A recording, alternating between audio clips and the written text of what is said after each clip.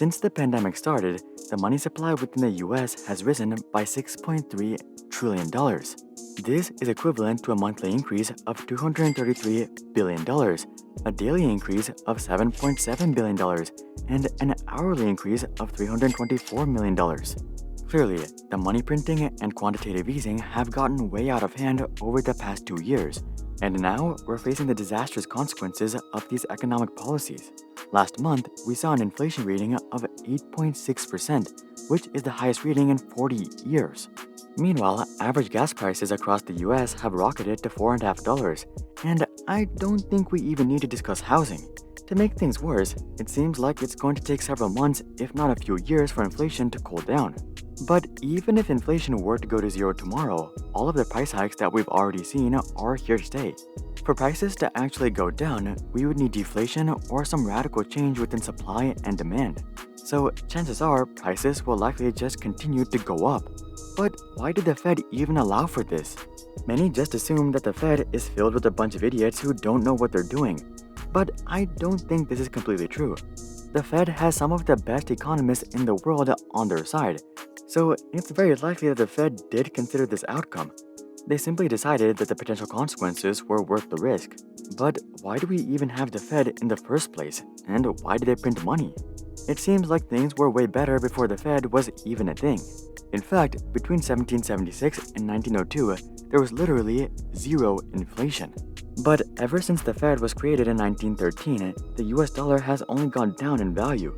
In fact, the US dollar has lost 98% of its purchasing power since the Fed was created, and that was as of 2010. The number is probably over 99% today. This is obviously no coincidence, so why don't we just close down the Fed and stop printing money?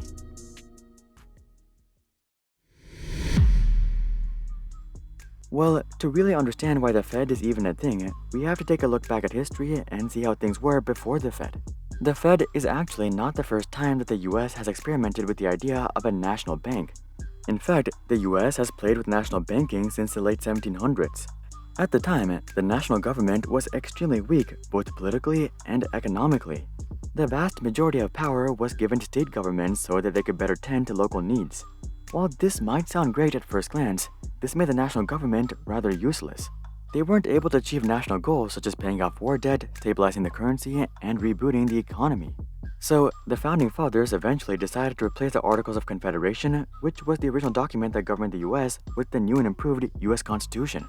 This gave the national government substantially more power, and Treasury Secretary Alexander Hamilton wanted to leverage his power to establish a national bank. He felt that a national bank would help establish economic stability within the US, and while he did face some opposition, he would eventually get a switch in February of 1791 when President Washington signed the bill into law. Several months later, in December of 1791, the first bank of the US would open for business. At first, the bank primarily dealt with national matters. For example, they collected tax revenue, distributed funds across the US, and paid for various programs and loans. Something that was off limits, however, was buying US government bonds. The Founding Fathers feared that this was not only an inflation risk, but that this would cause the public to lose trust in the national bank. This also meant that the national bank did not set monetary policy, and they did not act as a bailout service for dying institutions. They were just a regular old bank that happened to be used by the national government as well as the public. Despite this, the existence of a national bank was still a hot topic for the next 2 decades. Most of the people who initially opposed the bank still opposed it in 1811 when the bank was up for recharter. And given that the Federalist Party had lost the White House, the bank would eventually be shut down in 1811. Just 1 year after this, however, the War of 1812 would begin, which once again introduced economic instability. This gave supporters of the bank the perfect opportunity to win over public support and establish yet another national bank called the Second National Bank of the US. Over the next decade, this bank would play a monumental role in westward expansion as they issued loans to farmers and businesses that were looking to settle the West. Despite this major role in westward expansion, they were still not allowed to set monetary policy or bail out institutions directly. However, it didn't take long for the bank to start playing with lending policies to influence national interest rates and the money supply. This freedom didn't last long though, as Andrew Jackson would soon come to power. Andrew Jackson was a major opponent to banks in general because he simply didn't trust them. About 20 years before becoming president, he sold some land and the buyers would pay him using paper notes from a bank. But before he could trade in the paper notes, the issuers would go bankrupt, which meant that his paper notes were worthless. In other words, he had essentially given away the land for free. For obvious reasons, Jackson was not a big fan of banks following this experience, and he believed that only silver and gold should be used for transactions. But this wasn't the only reason that Jackson was opposed to a national bank. He felt that a national bank gave too much power to too few people. He also felt that a national bank gave the federal government too much power over state governments. And on top of this, he felt that the national bank did not have enough regulation. So, from his perspective, the solution was clear. The national bank had to go.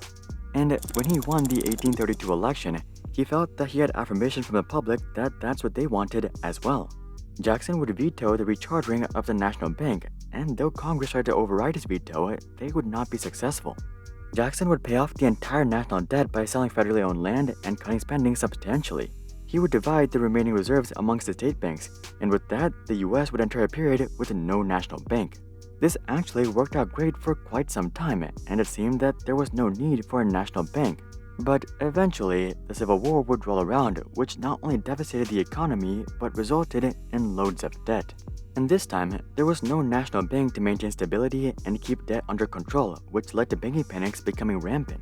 If you're not familiar with what a banking panic is, it's basically when a bunch of people become fearful that a bank is not liquid enough. So they all go to withdraw their money at the same time, and when a bunch of people do this, it results in the bank actually becoming illiquid.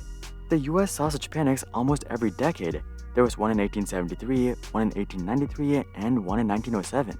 There was also two close calls in 1884 and 1890.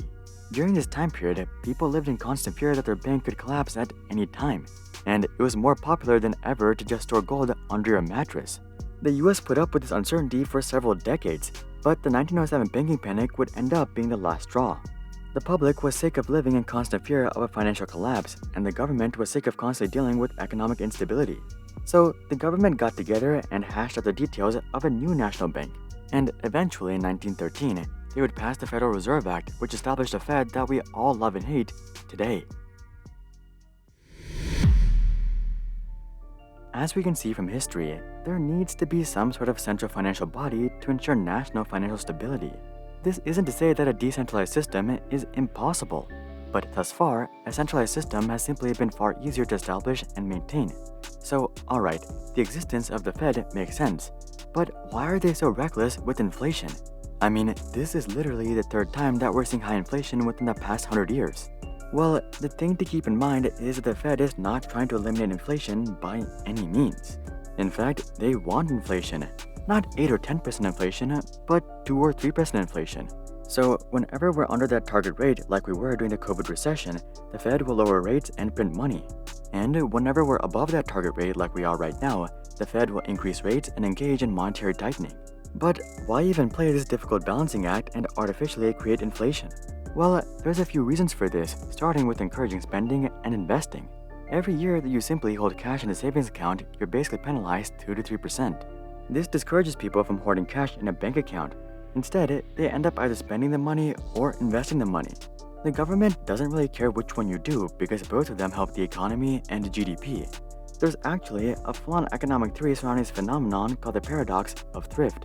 The theory states that rising personal savings is detrimental to economic growth. Here's the thing, companies and industries become more efficient and productive with time. This means that the cost of goods are naturally deflationary over the long term. I mean, just think about how much TV and computer prices have come down over the past 30 years. I bet most of us would not buy an 8K TV right now because we know that they'll be way cheaper in 5 or 10 years, and that's with inflation. If there was no inflation, it would just be even more beneficial to wait it out. And as more people put off such purchases, their savings will go up, which according to the paradox of thrift is detrimental to economic growth. So one of the key reasons the Fed supports inflation is to maximize GDP. Another key reason is to decrease the debt load. And it's no secret that the federal government has boatloads of debt, and inflation significantly helps with handling this debt. Here's the thing, over time, debt payments remain constant. However, with inflation, it becomes easier and easier to earn money, which in turn means that it becomes easier and easier to make your monthly payment. Now, of course, the government is still taking on way too much debt, but that's a whole different story. By maintaining low but persistent inflation, they're able to ease the burden of debt payments not just for themselves, but for everyone in the US who's in debt. If you're not willing to play the game how they want it though by investing and taking on good debt, inflation is just constantly screwing you over. At the end of the day, money printing and inflation are not that great for the average person. It makes it way harder to carry on daily life and nearly impossible to achieve things like home ownership. But despite this, the Fed won't stop printing money anytime soon. Sure, they might pull back for a little until inflation cools down, but sooner or later they'll be printing money once again because it protects national interests. It boosts GDP, makes the debt burden easier to handle, and most importantly, it allows the government to make up for their massive deficit. As an everyday person, we can complain about this all we want, or we can play the game how they want it. We can invest in stocks, real estate, leverage low interest rates and protect ourselves as much as possible from inflation. Or we can do nothing and remain a part of the middle class that constantly just keeps getting poorer and poorer. To me, the choice is clear, but that's just what I think. Would you guys prefer zero inflation? Comment that down below. Also, drop a like if you hope that inflation cools down sooner rather than later. And of course, consider joining our Discord community to suggest future video ideas and consider subscribing to see more questions logically answered. But until then, I'm Hari, and I'll see you guys on the next one.